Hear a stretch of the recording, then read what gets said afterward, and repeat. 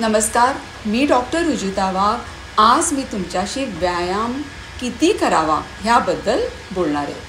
व्यायाम तर प्रत्येकाने करणं गरजेचं आहे. आपल्या आयुर्वेदामध्ये वाग्भट ऋषींनी, चरक ऋषींनी त्यांच्या संहितांमध्ये लिहून ठेवले अर्धशक्ती व्यायाम करावा. अर्धशक्ती व्यायाम ह्याचा अर्थ काय हे मी तुम्हाला सांगते. बघा, प्रत्येकाची फिजिकल स्ट्रेंथ म्हणजे शारीरिक क्षमता ही वेगवेगळी आहे. ज्या वेळेला तुम्ही व्यायाम करता तो अर्धशक्ती व्यायाम झाला हे कसं ठरवावं?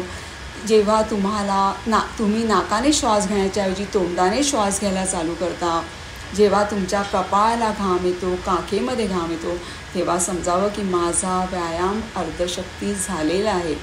त्या क्षणाला तुम्हाला तुमचा व्यायाम करणं थांबवायचं आहे. हल्ली आपण ऐकतो की खूप जणांना जिममध्ये व्यायाम करताना हार्ट अटॅक्स येत आहेत किंवा व्यायाम करून झाल्यावरती अर्धा एक तासामध्ये हार्ट अटॅक्स येतात. हे प्रमाण का वाढलं आहे? कारण हे ओव्हर एक्झर्शन ते करतात. आपण जो व्यायाम करतो तो अर्धशक्ती करावा आणि निरोगी राहावं. धन्यवाद.